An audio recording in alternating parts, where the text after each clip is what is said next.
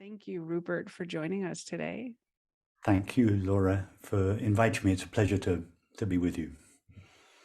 If you haven't heard of him, I'd say run out, check out YouTube, the books, the podcast. He is an acclaimed author, spiritual teacher, and leader around the idea of the non-dualist perspective. And Rupert, for a lot of people, I feel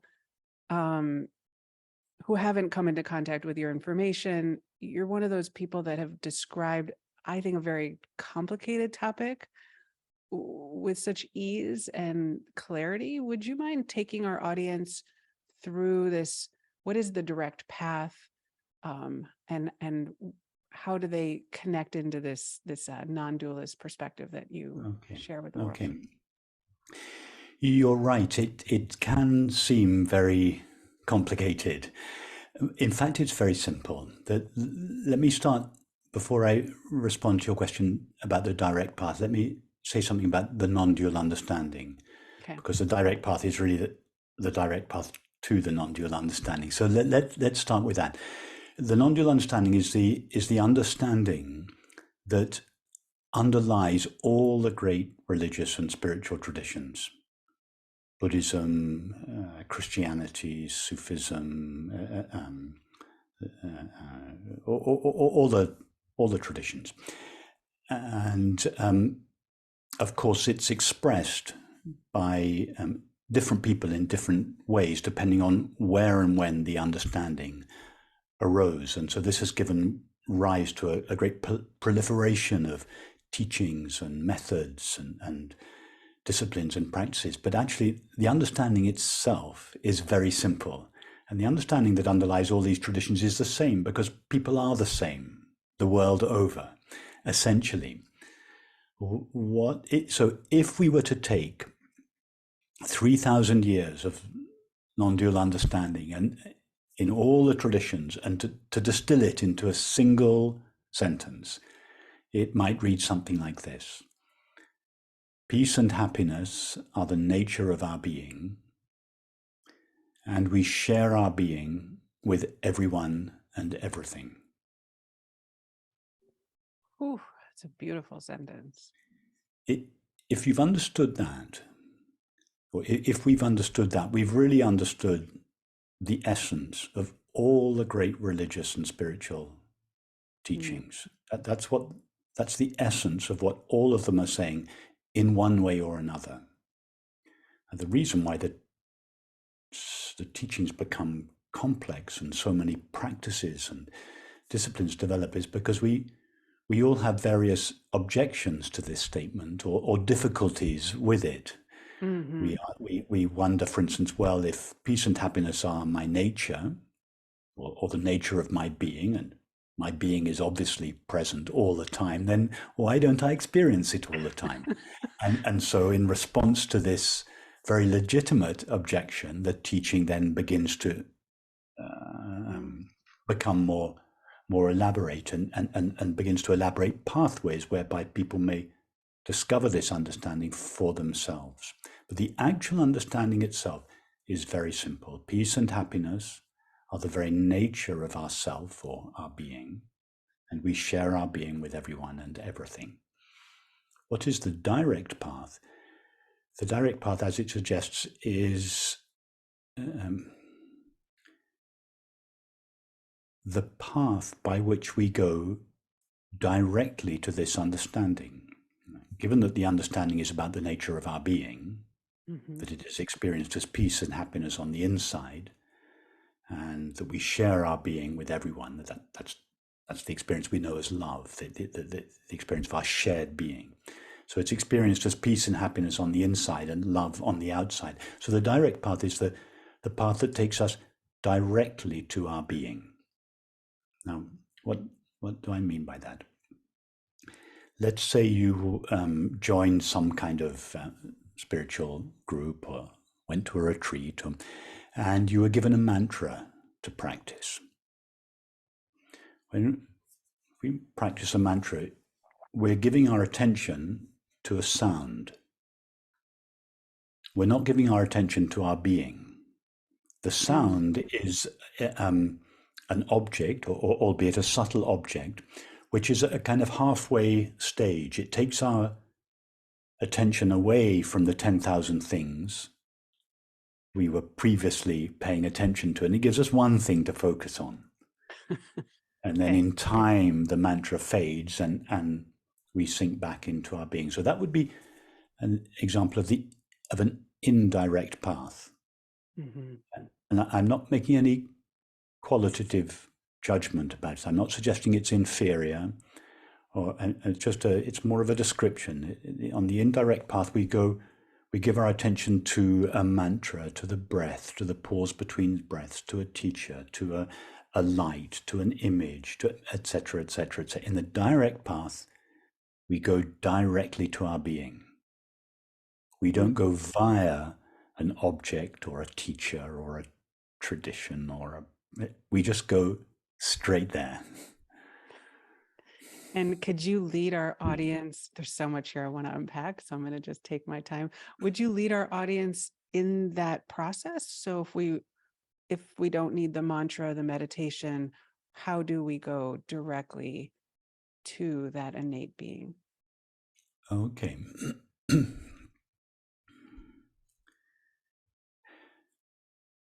So all throughout our lives, we make statements such as,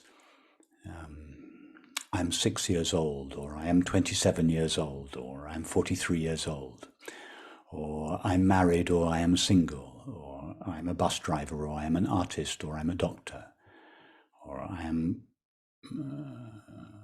sad, or I am lonely, or I am depressed, I am excited, and so on. We're all familiar with these statements that we either speak or think about ourselves. And in each of these statements, we refer to ourself, I am. Mm-hmm. And this self is then qualified by an age, a relationship, an activity, a state of health, and so on. Now, everything that we qualify ourselves with is constantly changing. I'm not always 6 years old. I'm not always 27 years. I'm not always 43 years old. I'm not always married. I'm not always single, and so on. But I always am. The I am in each of these statements is the same. When we say one day I am lonely, and the next day we say I am in love, the two feelings are different, but it's the same self. Mm-hmm. When we say I am 6 one day, and another day I am 27, and the next day I am 43, we refer to the same self. Mm-hmm.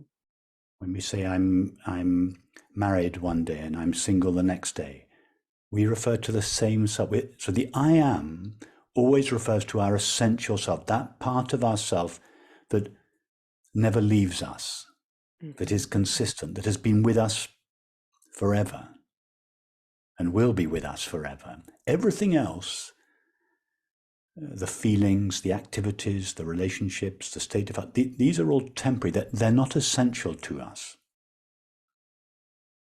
So, in the direct path, we take the thought, I am, and we don't allow it to be qualified by any experience. We take the thought, I am, and we allow that thought to take us back to our essential being. So one way to do this would be to imagine now removing from your experience everything that is not essential to you. Okay. So take your current thought. Your current thought is obviously not essential to you. So just imagine removing it. Mm-hmm. Whatever you may be feeling, it's not essential to you. You're not always having that feeling. It comes, it exists for a while, and then it goes. So imagine removing that feeling. The sensation that you're currently feeling, the temperature of the air on your skin, your legs on the chair, your feet on the floor, these are temporary sensations. They weren't there 10 minutes ago, and they won't be there quite the same in 10 minutes' time. So imagine removing them. your perception of the world. Close your eyes for a minute. There, your perception of the world has vanished. Open your eyes again. A new perception has appeared. No perception stays with us forever. Perceptions are intermittent. They come and they come. So take away your perceptions, take away your sensations. Now, imagine taking away everything you can take away.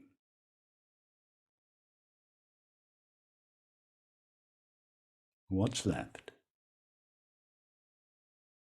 Yeah, a sense, perhaps. The awareness is what you refer to it as. Yeah. Yeah, just the raw I am. Yeah. The raw being, just the raw presence, before it is qualified by thoughts, feelings, activities, relationships, and so on.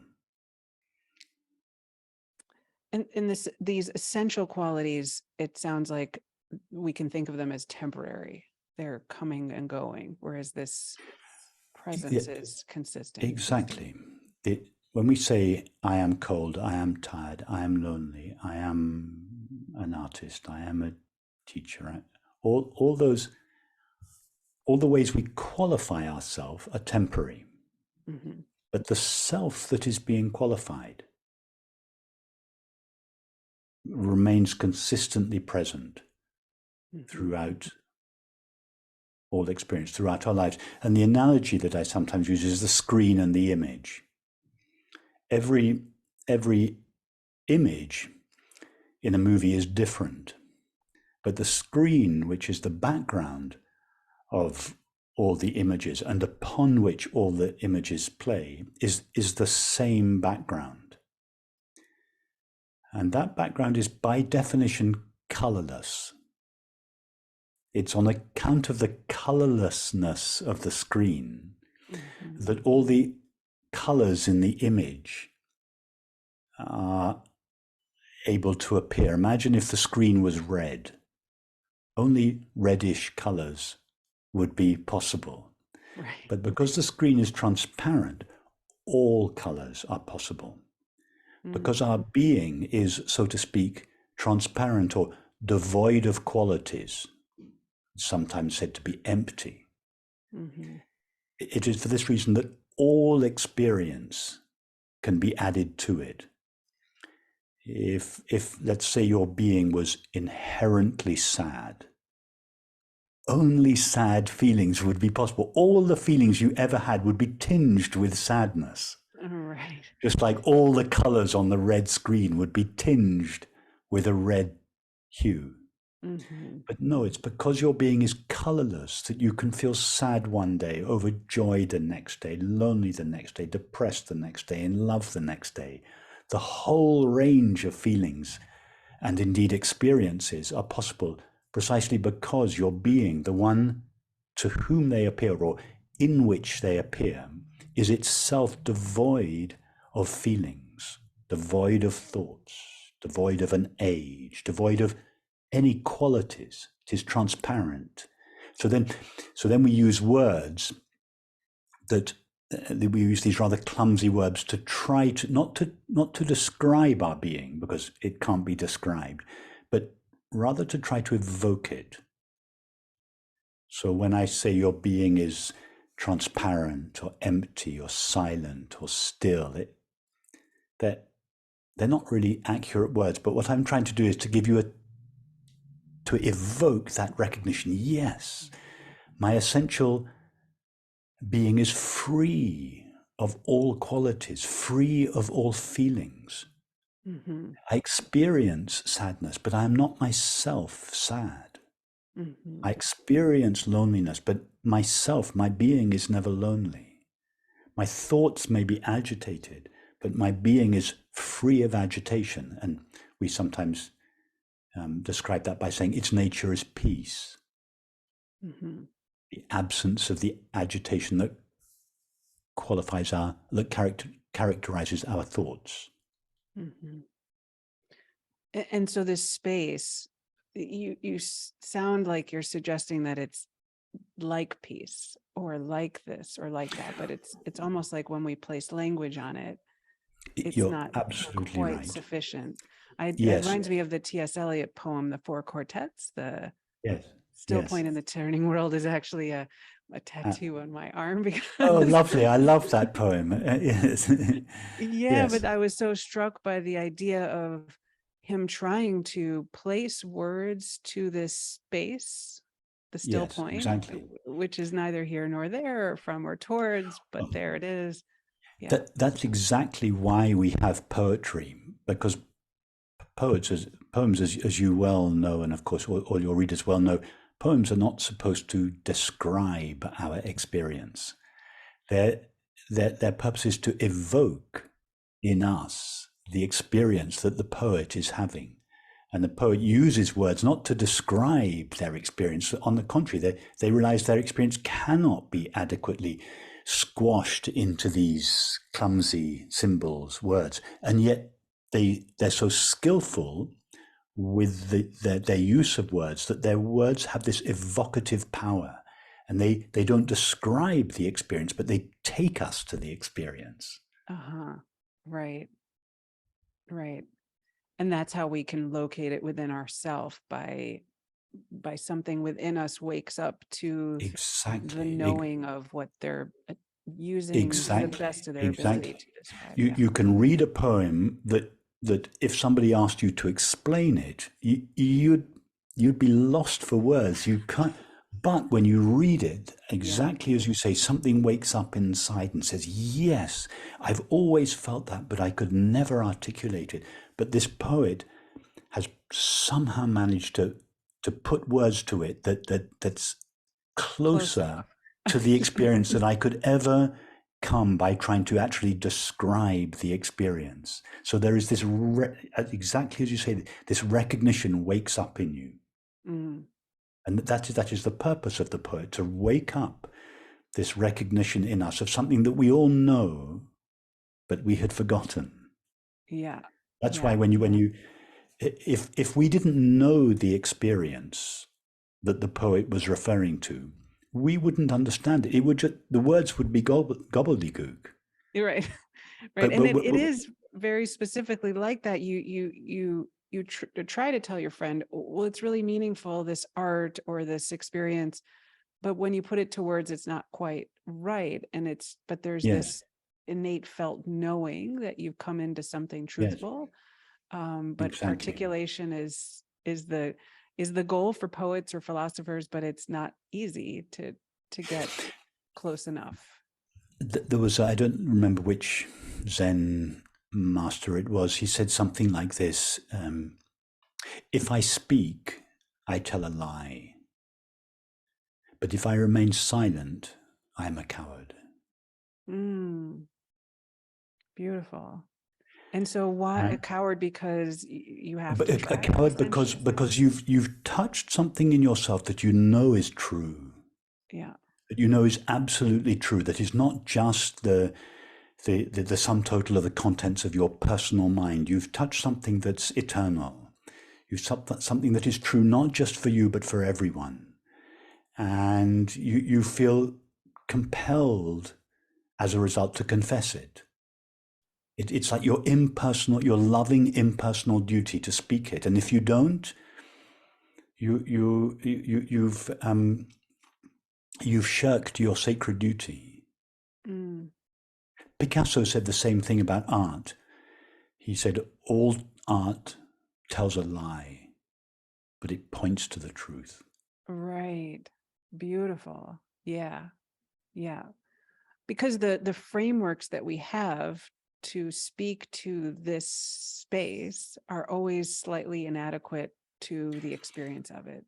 Yes, because if you think about our language has evolved to describe the parts of experience. We talk about people, about tables, chairs, buildings. These are all fragments. But what if you want to express the whole? Yeah. That there isn't a language for that, Yeah. and yet everything is an appearance of that. Yeah. In reality, reality doesn't consist of 10,000 discrete, independently existing things. Reality is whatever it is one. But all our words describe the 10,000 things. So every word is a lie. If we wanted to speak the truth on this conversation, Laura, we would just sit here in silence for an hour and a half. Nothing we say is true. But it's all we've got. Well, it's not all we've got. We have poetry, we have music, we have literature, we have silence. There are many other ways, but conversation is a very legitimate way. And we acknowledge that these words, that they're clumsy, abstract symbols. But because of the meaning we have all agreed upon, we can communicate a lot with these words, and we can use the words that have evolved to describe the parts to somehow evoke the experience of the whole. Beautiful. So then talk to me about authenticity. This is a show about authenticity. The people who tune in, myself included, are interested in this sense, right? I mean, I've interviewed hundreds of people and I hear the same thing. There's something within me that I knew that wherever I wasn't where I needed to be, and I needed to change, but I didn't know where. But they're looking within themselves for that feeling of authenticity, that sense of there's something congruent with myself and the world, and my life sort of reflects back what feels truest for me. Yes. How do you think about authenticity, given the way that you just spoke about the one experience of our life being the awareness?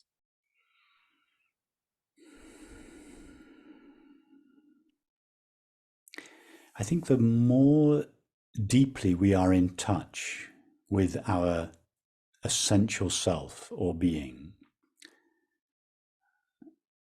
the more authentic we are. The thoughts, the feelings, the actions, the relationships that are informed by our essential being are the thoughts, feelings, actions, and relationships that express that. And that's what I would call true authenticity. So it's not a thought that just expresses an opinion. Let's take an extreme example. Let's say you developed an opinion about something that you read about in the news yesterday. That's an opinion that is, so to speak, on the surface of your mind. It doesn't represent your deepest love and understanding. I'm not saying it's not valid to have opinions, but it's if we want to think and feel and act and relate in an authentic way, those thoughts, feelings, actions, and relationships need to be informed by our deepest sense of ourself, our deepest being. What is our deepest being? Our deepest being is the place of peace in us on the inside, and on the outside, it's the being that we share with everyone. And this the fact of our shared being is the experience we all know as love and beauty. When we feel that we share our being with a person or an animal, we call it love. When we feel like we share our being with an object or with nature, we call it beauty. But it's so love and beauty are like intrusions of reality into the normal way we see things in subject objects, self and other. So an authentic life would be one that is guided by this felt understanding of our deepest being. And so for people who are in a career, they're living their life and they're not feeling satisfied with their current situation, how do they start that process? Well, I think, first of all, why are they not feeling satisfied? Because they feel that the work they're doing is not really an expression of their deepest self. That's right. And therefore, and we want, when I not an expression of our deepest self, and the qualities that are inherent in ourself, if we can call them qualities, the qualities of peace, of quiet joy,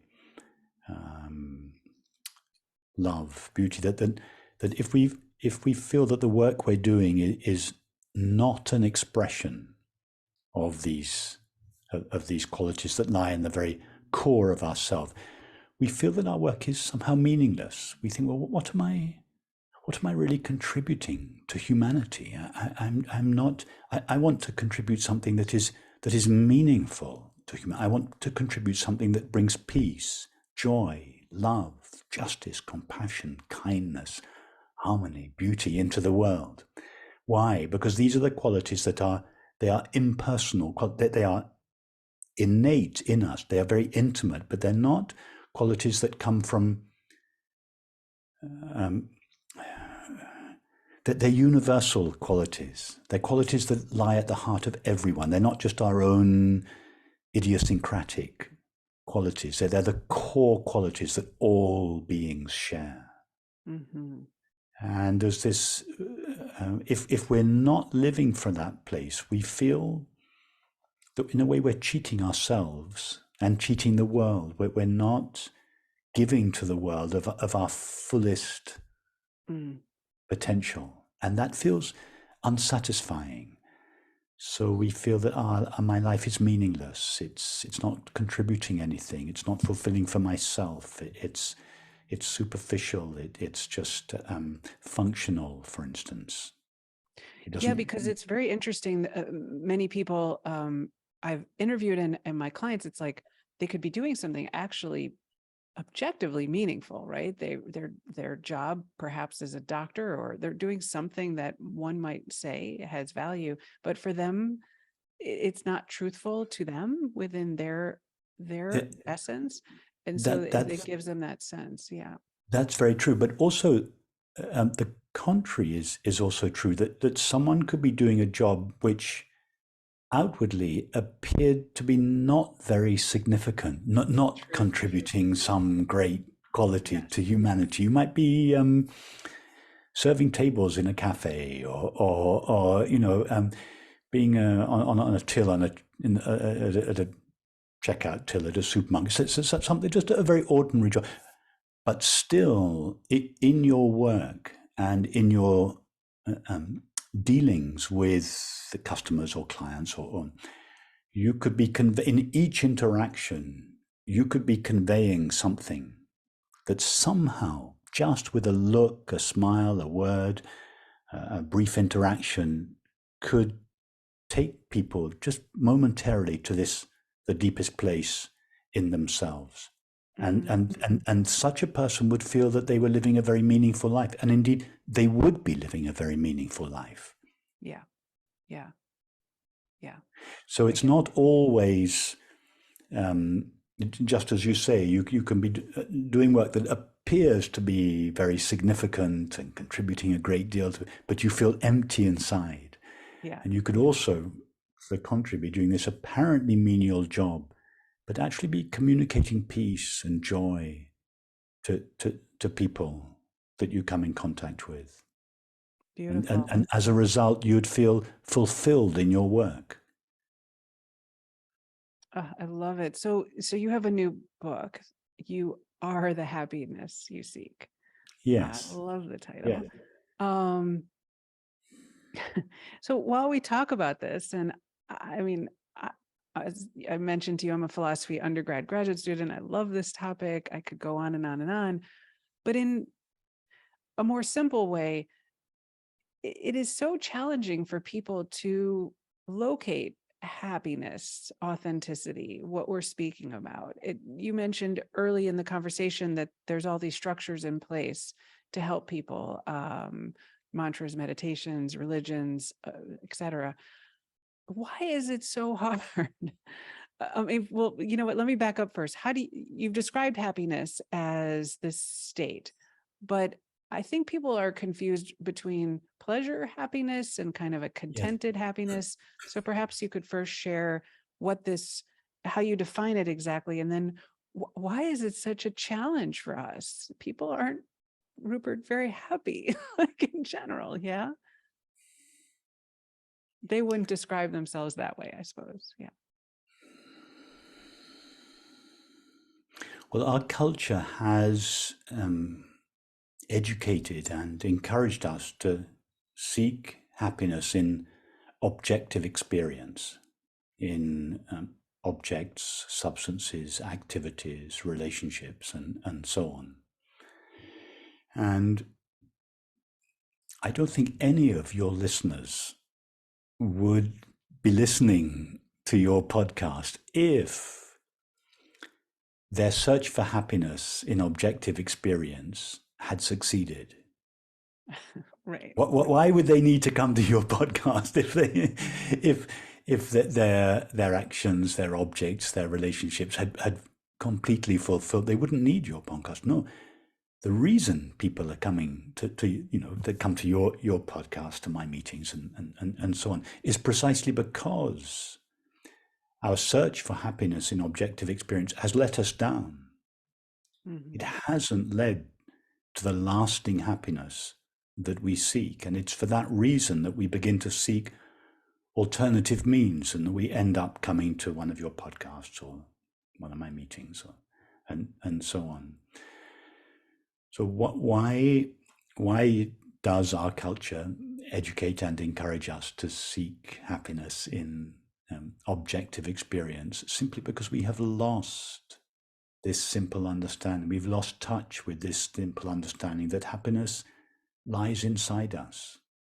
Happiness is the nature of our being. It cannot be provided by anything outside of us. Mm-hmm. Mm-hmm.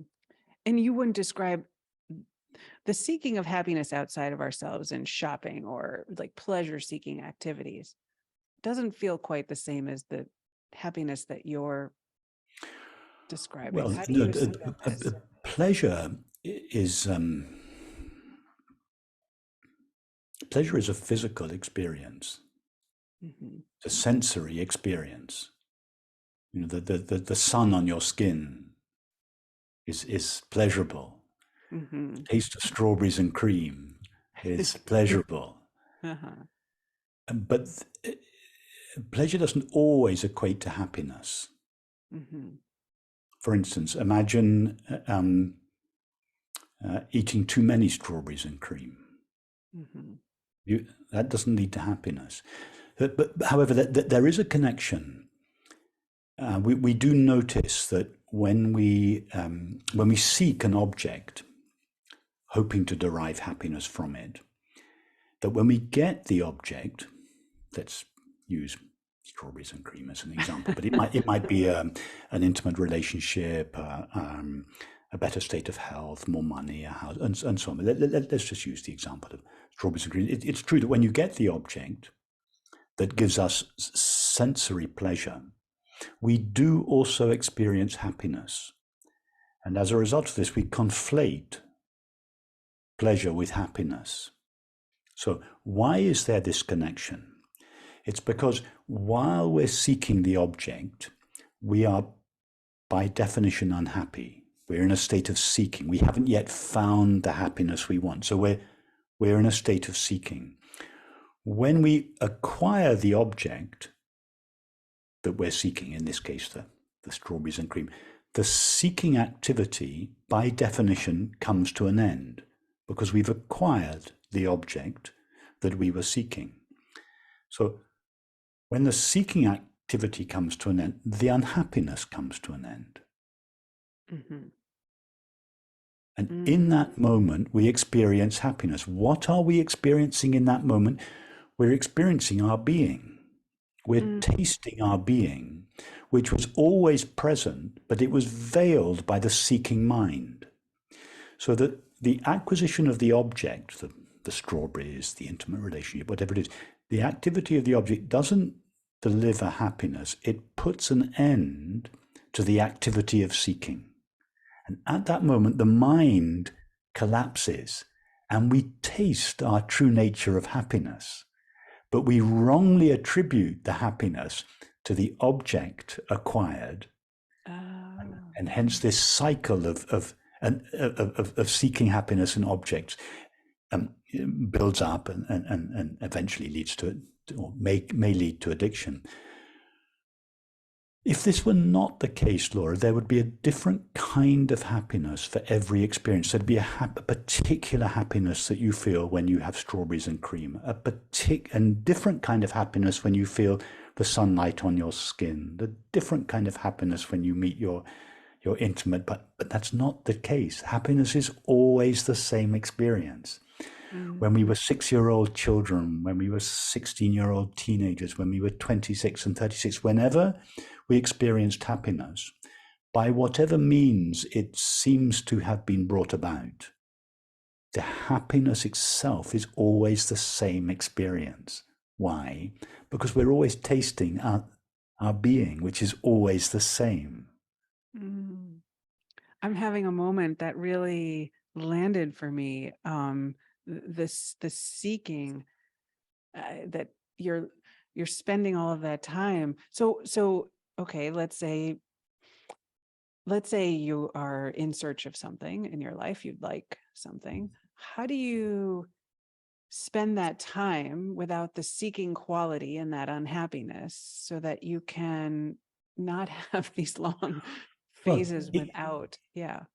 It's still possible to have motivations in life, to have desires in life. It's still possible to be passionate about things. It's still possible to have desires. I'm not meaning to imply that all our desires are by definition destined to failure. No. Only the things that we desire for the sake of deriving happiness from them are destined sooner or later to end up in misery.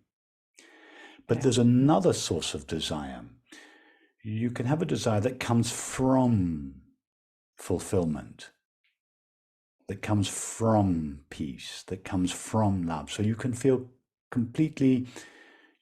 at peace, you can feel full of love, you can feel full of enthusiasm, and your desire is a means of bringing that feeling out into the world and sharing it or expressing it or communicating it, or for instance, your desire to do your podcast. I don't get the impression that your desire to do the work you do comes from a great sense of lack and you do it in order to fill up this emptiness. No, I feel it's because you have this love inside, this joy, and you're passionate about it, and you don't want to just keep it in your heart. You want to share it with everyone. So you can still work very hard. You still have a desire. You still organize. You still plan. But this is a desire that comes from happiness. It doesn't lead towards happiness. Right. And in my case, you're right. I love what I do. And I'm so excited to bring that forward through the vehicles that I do. Exactly. But what about the person who doesn't have the clarity yet that it's the podcast or the books or the teachings? Like in my case, I have these things that I'm bringing this love through and it's clear to me. But for somebody who's not clear, then they are in the seeking in their mind. But how would they shift that today so it's not that lack? Because I think that's a big challenge for people, is to get out of that space of wanting, lacking.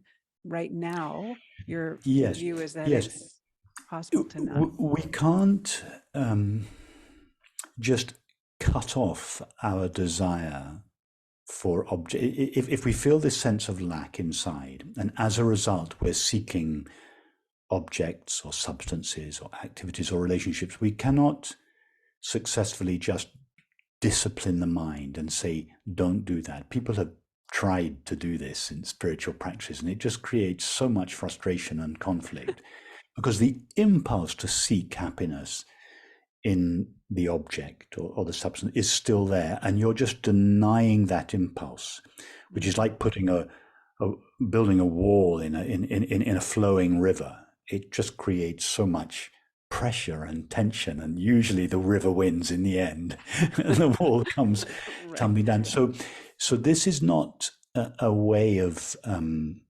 discipline. It's not a way of disciplining the mind and curtailing its desires. It's a way of understanding, or even more accurately, a way of recognition. What do I mean by that?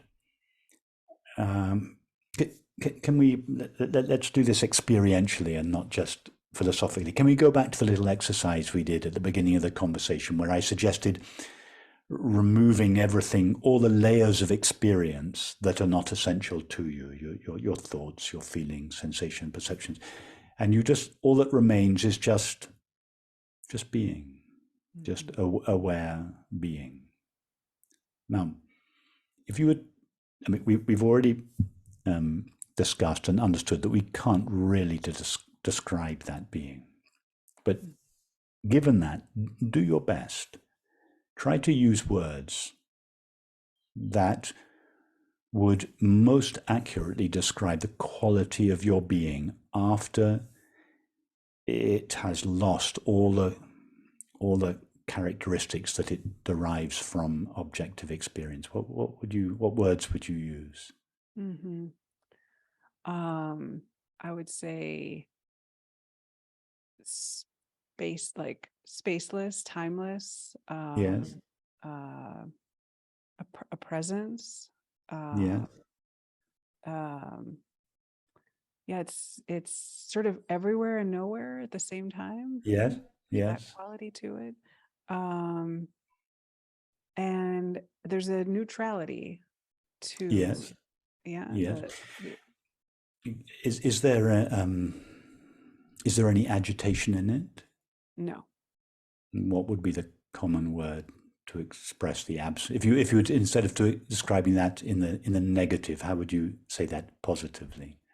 Yeah, I think words like peaceful, contented, Yeah. yeah, Peace. aware. Yeah. Is there any anxiety or lack or sense of lack there? Zero. Yeah. Zero. Do you feel that your essential being needs something? No. Does it feel incomplete? No. No. Well, Comically not. Yeah. Exactly. That experience that you're trying to describe is the experience that we call happiness, fulfillment, ease, absence of lack. So it's that simple. Once you touch your being and you realize my being is inherently peaceful, all the peace and the happiness that I have previously sought out in the world, in objects, substances, activities, relationships, they are already the nature of my being. I can just go straight there, just like you. When I said, "Is there any lack there?" This beautiful broad smile came on your face, as if you looked at me and said, "Are you kidding? I mean, any lack there? No, it's at ease." And when we, as I said earlier, when we do get the acquired object, all that happens then is that the seeking mind comes briefly to an end, and at that moment, our true nature of peace shines. That's what we're tasting in that moment when you get the object and you feel happy. It's not the object that has created the happiness. The acquisition of the object has just laid your seeking mind to rest temporarily and allowed the underlying peace to surface. Well, in the direct path, we just go directly to that peace instead of going via the object.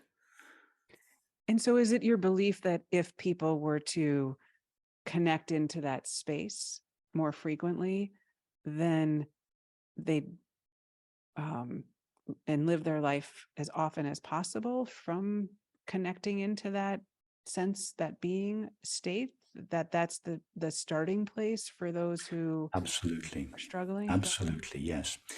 That I think even if one were to do this little exercise that we've done, just for 10 minutes at the beginning of one's day, or the end of one's day, any time during the day, just pause, close your eyes, let go of all the thoughts, feelings, and just return to one's being and just rest there. Just rest in that quiet presence. that just doing that, it seems to be almost nothing. It is really nothing. We're not really doing anything. We're just resting in being, as being. But doing so breaks the old habit of perpetually seeking happiness in objects. It weakens that habit. And as that habit dies down, the peace that is the nature of our being begins to emerge more and more, not just when we're sitting quietly on the sofa before we go to work in the morning, but we might be in the middle of something at work, in the middle of in between meetings or emails, and there's this spontaneous pause, not a formal period of meditation, just a spontaneous moment of pause where previously we would have reached for the fridge or for the iPhone or whatever. And instead of doing that, there's this pause, and we feel this peace comes from the background of our experience, and we just feel this causeless peace. And that begins to happen more and more. So our seeking activities in the world begin to die down, and without our necessarily having to do anything about it, we notice that our life, to use your language, to frame it in the context of a question you asked earlier, we begin to find ourselves being more authentic. Yeah. We begin to find our lives are informed by the depths of our being and the peace and the quiet joy that lives there. And we begin to notice that we don't have to verbalize it and formulate it in the way that you and I are. We just notice that a choice, we're presented with a choice. Previously, we would have chosen A, but now there's a pause. We refer spontaneously to our deepest being, not just to our surface thoughts. And this time, no, I'm going to go for B. Mm-hmm. So we begin to find that we make choices in terms of our activities, our relationships, all kinds of choices begin to be informed by what you would call a more authentic self. And the world begins to respond to this. We find the qualities of our friendships improve. Our work life seems magically to respond to this change of heart. We suddenly find 6 months later we've left the job we were doing. A friend called up, and we're now doing something that we love to do and that we always wanted to do. So there's this beautiful kind of response from the universe. Yeah, it's really true. When you drop into that essence and that space, it's like a whole new world seems to open up. Perhaps because you've been in the seeking, you haven't seen what's available, or the universe is responding. Yeah. Exactly. Not because you've worked on yourself and disciplined yourself and tried it. No, just because you've just begun to sink deeper into yourself, formally in periods of 10 minutes here or there, but then also just spontaneously you're walking, you're in the middle of a busy day at work, but you've been out for your lunch break and you're just walking back from the cafe to work, and there's this pause. In 5 minutes, there's nothing on your mind. You don't have to be focusing on your phone calls or your emails. So there's just this relaxation in your mind, and that's when this background of peace begins to emerge, and that informs the way you spend your day and your life. It informs it informs the qualities of your relationships, because you relate to people from this place. Yeah. And that's what people will say, oh, that person feels so authentic. Exactly. Exactly. Well, what do they mean? That they're not projecting their anxieties, their fear. They're not trying to impress you. They're not trying to look good. They're just being quiet. Because why? Because they don't need to. They don't need you to validate them, to prove to like them. Their sense of their self comes from their being. Yeah. And they so exactly as you say, people, you feel the authenticity of the person, and you like that person because you're not met with the fear, the anxiety, the bravado, the pretend. No, you feel this person they're sincere. Yeah. And I think back to Yeah, our original point, like I think too, you're the poet that speaks a truth. I think when you're in the presence of somebody who's in their truth, it wakens up that part of yourself, Absolutely. and then you're Absolutely right. connecting through that. But Rupert, let me Exactly. just back up for a second, because I know I know a lot of people out there are like, okay, so when they drop back into themselves, they're like, I don't like it in here. I'm anxious. I am stressed. And you have this beautiful reframing around this idea of I am stressed. I am anxious. I am angry. Because when we go in, there's shame. I don't like to see what's happening, or it's overwhelming. So I'd prefer to Okay. look at my Yeah. phone. So how It's do just you? you haven't gone back far enough. You've only gone halfway back. Okay. You've gone back to your let me give you an analogy. Imagine an actor, John Smith, who plays the part of King Lear. Mhm. And King Lear, as you know, he had 3 daughters. He has a terrible relationship with all of them. He's upset with them all, and there's trouble in his kingdom. He's at war with the French. And so, at the end of the play, John Smith is so identified with playing the part of King Lear that he forgets to revert to John Smith. So he goes backstage, play's ended, his friend comes to congratulate him, and he's still miserable because he's still upset about Cordelia and the French and everything. And the friend says to him, why are you miserable? And he said, and then King Lear starts explaining about his trouble with his daughters and the war with the friend. His friend says, don't be silly, you're not miserable because of that. You're miserable because you've forgotten who you really are. Who are you really? Go into yourself. Who are you really? And he's teaching him the direct path. So King Lear goes into himself, and the first thing he encounters is a turmoil of thoughts. And he starts describing his thoughts. And his friend says to him, no, those thoughts are not who you really are. They come and they go. They're not who you essentially are. Who are you really? So then he goes a bit deeper. And that's when he meets the feelings, the anxiety, the shame, the guilt, the fear. He says, I'm guilty, I'm ashamed, I'm anxious, I'm upset, I'm hurt, I'm angry. And then his friend says to him, no, you're not any of these things. You haven't gone all the way back to yourself. You've only gone halfway. Your feelings are not essential to go deeper. Take another step back. What's behind the feelings? The feelings are not always with you. What are you in the absence of those feelings? And then so King Lear goes deeper into it. He said, well, I'm a father and a husband and a king. No, his friend says, you haven't always been a father. You haven't always been a husband. You haven't always been a king, but you have always been yourself. Mhm. What is that self? So he sinks even deeper into himself than his relationships of father. And then suddenly there is this recognition, I am John Smith. Wow. And his suffering comes to an end at that moment because he's found his true self, which is free of the character of King Lear and all his troubles. So that was an analogy in answer to your question. If when you go inside, you say, I don't like what's there, I find all this, it just means you haven't gone far enough back. And also you suggest changing the language, right? Instead of saying I am anxious, you suggest not attaching the I am to the emotional state. Yes, what I would do is when we say I am anxious, the anxiety occupies 100% of the picture, and the I am disappears.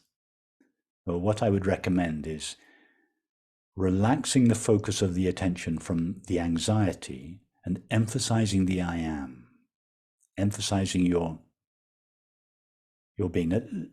Let's take an example. Let's say now you had said to me, I am anxious. Mm-hmm. And I responded, okay, Laura, tell me about the anxiety. So imagine now you're anxious. Just Sure. describe the anxiety now. My heart is beating. My stomach feels a little. I have a pit in my stomach. And my breathing is shallow. Perfect. And your thoughts? What are they doing? Busy, racing, Perfect. distressed. Okay. Yeah. Okay, so you said, I am anxious, and I asked you to describe the anxiety. Now you say the same words again, I am anxious, you're describing the same feeling. Now I say to you, describe what you mean by I am. Mm. What do you say? Yeah, the I am part only. Yeah, yeah. That's the Because you said, I am anxious. There are these two elements to the experience, I and the right. anxiety. You've described the anxiety. Now Yeah, describe the I am. right. Well, the I am without the anxiety is that spaceless, timeless place that we talked about earlier. But when It's, I'm using it in this language, I'm attaching myself to these physical but, but, experiences. but that's why I've separated them out.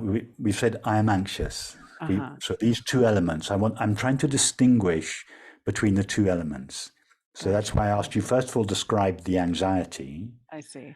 And now I want you to describe, because when we feel I am anxious, it's 100% anxiety. That's all we really feel.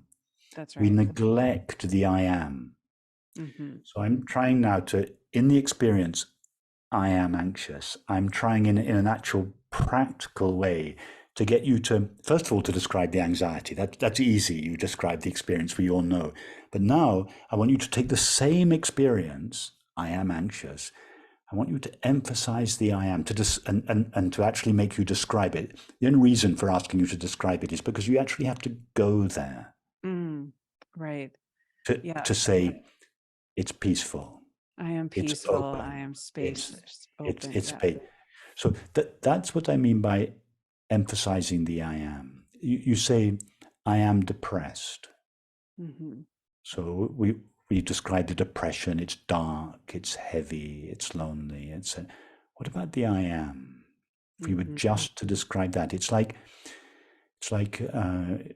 you see a dark image on a screen. If I were to say to you, describe the screen, describe the image, you'd say it's dark, it's black, it's dense.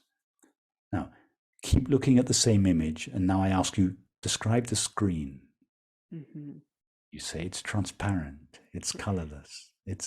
That's it. That's the I am. Right And it's the there. same, no matter what I place on the screen, I would still describe the screen the same way every time, but I would If describe the the next image on the screen is a yellow image, I say describe the image, you say it's yellow.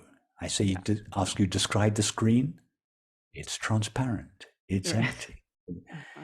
If I ask you, you say I am depressed, you describe the depression, it's dark, it's heavy, it's dense. Ask you to describe the I am, it's transparent, it's open, it's at peace. Next day, you say I am in love. I ask you to describe the feeling of being in love. It's effervescent. It's bright. You describe the I am. It's exactly the same I am that you felt yesterday in the midst of the depression. It's always there, always the same, veiled by the depression, veiled by the feeling of being in love, just as the transparent screen is veiled or seems to be veiled by the black image or the yellow image. And the I am is there, even in a deep depression, the I am is shining there. It's what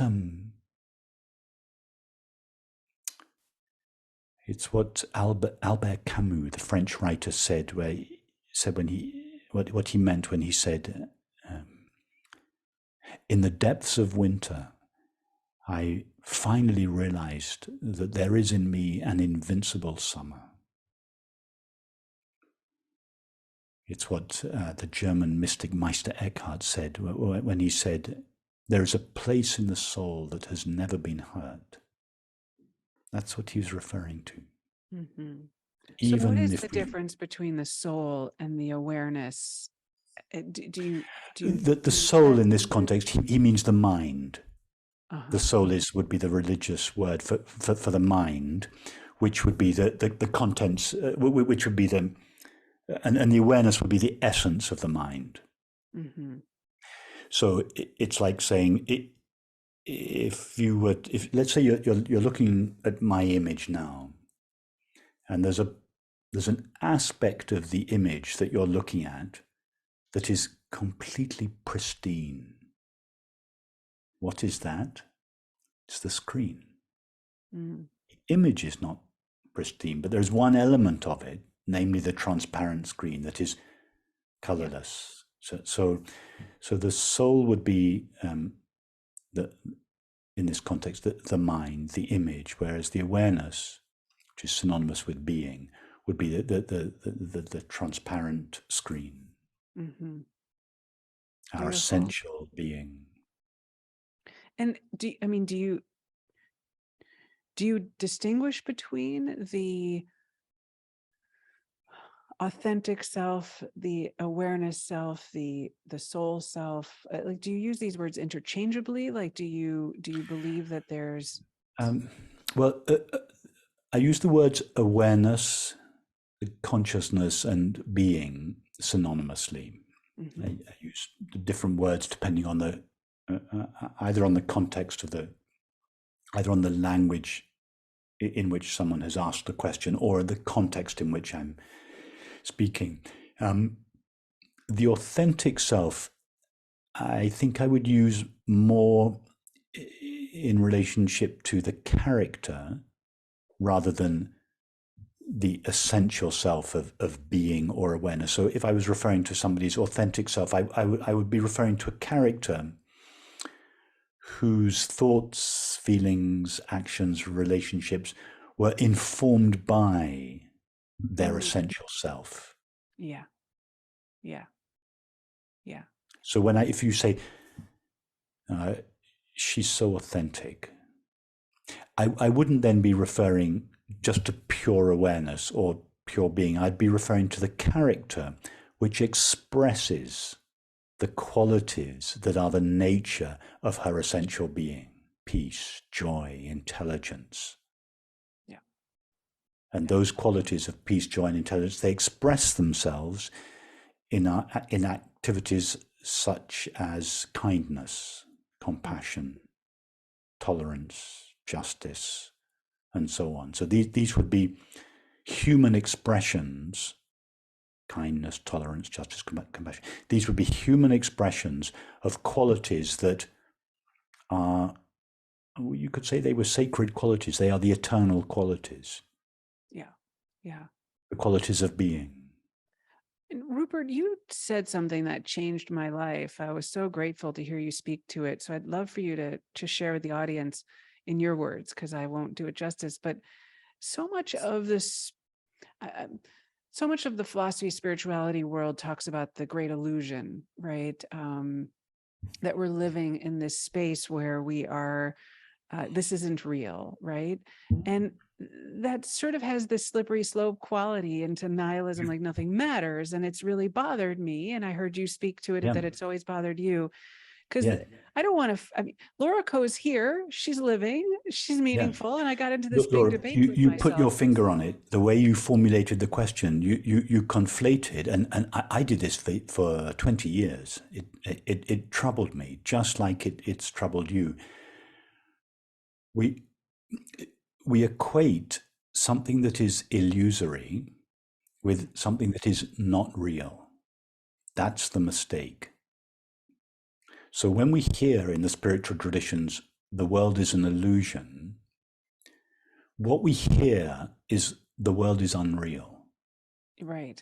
And something in us rebels when we hear that. I mean, the world is not real? Come on. What are we doing? I mean, the world is real. Can you honestly say, someone, a parent of two young children, and they claim the world is unreal, and you say, you really think the world is unreal? You don't care if your children are in pain or suffering? No, they think their children are real. Yes. So we all think the world is real. Yeah. So the confusion comes from equating something that is an illusion with something that is not real. So let me try to explain the difference. Something that is an illusion is something that is real, but is not what it appears to be. Mm-hmm. Let's take the example of the image of my face that you're looking at. You appear to be looking at my face. Right. Yes. Okay, now reach out your hand and touch my face. Right. Okay. You don't find my face, but you don't find nothing. Uh-huh. What do you touch? You touch the screen. Yeah. So my face is an illusion, Uh-huh. but like all illusions, there is a reality to it. And the reality is the screen, relatively speaking. Yeah. So Yeah. an For the illusion is something. listeners, you're in England and I'm in Chicago, so we're doing. Sorry, yeah, we're on Zoom. Yeah, yes. So an illusion is something that is real, but is not what it appears to be. Now, something that is not real is something that cannot even appear as an illusion. For instance, a round circle, a round square. Sure. Try to imagine now a round square. Can you even imagine an illusion of a round square? No. No, it cannot even appear as an illusion. It is utterly unreal. Yeah. Yeah. So when in the spiritual traditions it says the world is not real, the world is an illusion, it doesn't mean that the world is not real. The world is obviously real. Mm-hmm. It just means that it's not what it appears to be. What does it appear to be? It appears to be 10,000 discrete and independently existing things made out of something outside consciousness, namely matter. That's how it appears to be. What is it, and why does it appear like that? Because we perceive it through our 5 sense faculties. Mm. And the world appears to us in accordance with the limitations of the faculties through which we perceive it. What is the world really? It is the one infinite reality made out of that which ultimately cannot be named, but which we might name consciousness, spirit, love, being, and so on. Mm-hmm. So the world is only an illusion. The world is an illusion in the sense that it's real, but it's not how it appears to sense perception. Mm-hmm. In other words, when we look at the world, there is one part of the world. What we're seeing is an appearance of reality. There is something real there, but it appears the way it does because of the lens through which we perceive it. It's like when you put on orange tinted glasses and you look at snow. You put on orange tinted glasses, the snow appears orange. Now the orange color is just an appearance. Yeah. But the snow is real. So the orange snow is a mixture of the white snow, which is the nature of the snow, and the orange tint that our glasses confer on the snow. So that the orange snow is a conjunction of reality, the white snow, and our perceiving faculties, the orange glasses. Right. And that's why William Wordsworth, he said this beautiful thing in this poem. He said, "Therefore am I still a lover of the meadows and the woods and the mountains and of all that we perceive of this green world, of all the mighty world of eye and ear, both what they half create and what perceive, well pleased to recognize in nature and the language of the sense, the anchor of my purest thoughts, the nurse, the guide, the guardian of my heart and soul of all my moral being." The important part is both what they half create, both what we half create and half perceive. We perceive reality, but we create its appearance. Mm-hmm. Yeah. And not just through our perceptive lens, but through the thoughts and the feelings. Well, yeah. So imagine that consciousness were to put on a VR headset, a virtual reality headset, and it's made of thinking and perceiving. Mm-hmm. So the glasses, the VR headset, is just made of thinking and perceiving. Mm-hmm. Immediately, as a result of that, reality appears as a world in time and space. Uh-huh. The time and space are not inherent in the world. They're not inherent in reality. Yeah. Reality is dimensionless consciousness. It's just that reality appears as time and space because we look at it through thinking and perceiving. Thinking confers a single dimension of time on reality, and perceiving confers 3 dimensions of space on reality. So the world appears to be in time and space. And then because we don't realize, we think that the lenses are a clear window through which we look at reality as it is. No, we're looking through orange-tinted glasses. We're looking through glasses that are tinted with thinking and perceiving. Yeah. And the world appears in time and space as a result of that. The time and space are not out there in reality. Right. They're how reality appears to a human mind. If our minds were configured differently, if the VR headset was not made of thinking and perceiving, but it was made of Xing and Ying, So we telepathy would perceive, time we'd space perceive a network. completely different world. We'd be perceiving the same reality, because there's only one reality, but it would appear to us in accordance with the mind through which we perceived it. Right. So a human mind consists of seeing, hearing, touching, tasting, and smelling.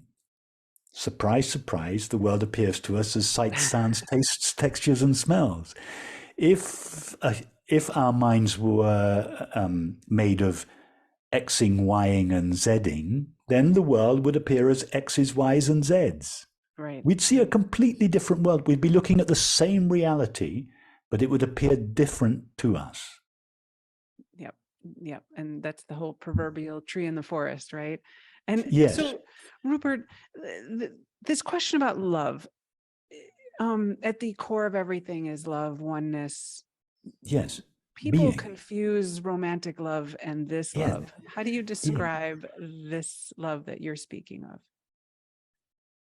The oneness. Remember, right at the very beginning, Laura, I suggested the non-dual understanding could be formulated in this simple way. Peace and happiness are the nature of our being, and we share our being with everyone and everything. Yeah. So this second part of the statement, we share our being with everyone and everything, that's what love is. When you love someone, don't you feel that you are one with them? Isn't that what love is? That's right. We appear to be 2 different people, but we feel this love. What we're really saying is that our thoughts are different, our feelings are different, our bodies are different, but at the deepest level, we feel connected, more than connected. We feel we're the same being. We may not formulate it like that, but that's what the experience of love is. Well, I'm tapping into the awareness within myself, and you are within yourself, and we're meeting each other through this sort of space of deepest experience. Exactly. So we're exchanging thoughts and words now, but actually, as a result of this exchange, there's this feeling of connection between us. Now, imagine if we had had this conversation with absolutely no feeling of connection between us. Mm-hmm. Mm-hmm. It was just a functional conversation. We would not have been able to have this conversation. And likewise, your listeners, hopefully through the conversation, they feel deeply connected to us. We feel that we're sharing something. What we're really sharing is our being, and the words are the means by which we are able to recognize our shared being. Now, and is this what we go back to at death? We go back to this universal love? We could say that we go back to it as a concession to the belief that in life we left it. Mm-hmm. Actually, even in life, we were never really anything other than that. Right. Right. When the walls in your home, the home that you're sitting in Chicago now, when the walls are taken down Yeah. in 50 years' time, will the space in your room suddenly go back to the one universal space? No, it was only ever that space. It never ceased being that. Yeah, that's a brilliant metaphor. You have the It most it brilliant it metaphor. it, it seems to Yeah. be enclosed by Mm-hmm. and to share the limitations of the four walls of your room. But if you were to take a sample of the space in your room and the sample of the space outside and the sample of the space in my room in Oxford, they'd all be the same. Mm-hmm. You take a sample of your being now, and you take a sample of my being now, and you take a sample of the being of all the people who are listening. You take a sample of all the beings who are not listening, the saints and the sinners and everyone. They take the sample of their being, it's always the same. It's the same being. There's only one being. Yeah. That's love. Yeah. The recognition that we share our being is love. In other words, love is the nature of reality. Yeah. And when we feel love, that feeling is an intervention of reality into our normal dualistic way of thinking and feeling. Normally we think it's me and you, I and them. Love collapses that sense of me and you, and it's the revelation of our shared being. So then romantic love, like, why is there a specifically unique experience with one individual where? Because due to the conditioning of our minds and bodies, some people that we meet have the capacity to affect the dissolution of the sense of separation more effectively than other people. Oh, that's beautiful. But then we, as a result of that, we then fall in love with the person. That's when all the trouble starts. It's not really the person that we were in love with. What we love is the recognition of our shared being. It can be celebrated between two people. It can be expressed between two people. But love is not a relationship between two people. Love is the collapse of relationship between two people and the revelation of their shared being. Beautiful. And relationships would, there would be far less conflict in a relationship if we realized that it is the being we love, the being that we feel one with, not the person.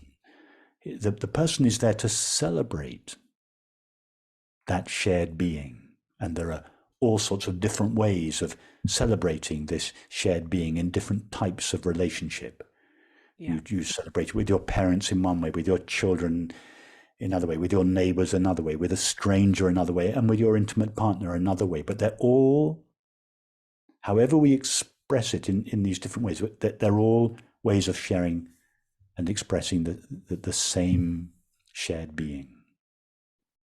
Beautiful. So we're coming to a close. I would love for you to speak about enlightenment, because there's a lot of views out there in spirituality around getting to this place, and that Laura, you're above I've all. been talking for an hour and a half about enlightenment.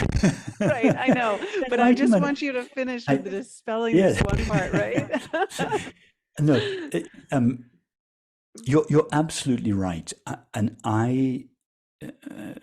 like Rupert, we're supposed to get outside of everything to be enlightened, right? That there's and I know we've been talking about it. Yes, enlightenment. I believe this for years, that enlightenment was some extraordinary experience. You imagine the best experience you can have as a human being. Well, enlightenment is something bigger and better than that, and that if you meditate hard enough or practice or discipline yourself or deny, you'll eventually, if you're very lucky, you might have that experience. That's a complete misconception. Right, and then when you get there, nothing will bother you, and you're going to be free of all Yeah. Enlightenment is simply the recognition of the nature of our being. That's easier to get to. That's easier to get to. We've been there. We've touched it many times in this when I suggested earlier, imagine removing all the layers of experience that are not essential to you. What's left? You said presence, space. And the next question was, so that's not yet enlightenment. You've just gone back to your being. The next question was, tell me about your being. What's the nature of your being? And you paused and you said spacious, peace, at ease, fulfilled. That's enlightenment. The recognition that peace is the nature of your being and that you share your being with everyone and everything. In other words, enlightenment is not an extraordinary experience. In fact, it's not really an experience. It's just the recognition of the nature of the being that we always are, but which we usually overlook in favor of the content of experience. Mm-hmm. That's it. Beautiful. Rupert, you're a gift. I am so grateful to have you on the show, to have you in the world, and to share your views with all of us. Your new book, You Are the Happiness You Seek, Uncovering the Awareness of Being. Obviously, we've talked about that idea throughout the show. If people are looking for you, Rupert Spira, is there any other sites or anywhere else they can find you? YouTube is the obvious place to go. I've got lots of videos there. My website, all the information about meetings and events and books and everything is there. And I'm also making an app at the moment, and so I'll let you know when it comes out. There'll be an app of these short 10-minute meditations. So I'll let you know when that comes out. Beautiful, and we'll have it on our website. If you haven't somehow bumped into Rupert, just the podcast, the YouTube channels, there's meditations. I mean, we've barely scratched the surface. I've taken your retreats, your weekend workshops are beautiful. So thank you again. Anybody out there who's listening, please run over and check out his information. It'll change your life. And I deeply appreciate you sharing with us today. Thank you so much. Lovely. All right. I deeply appreciate your asking me to join you. It's been a pleasure. Thank you. You're welcome.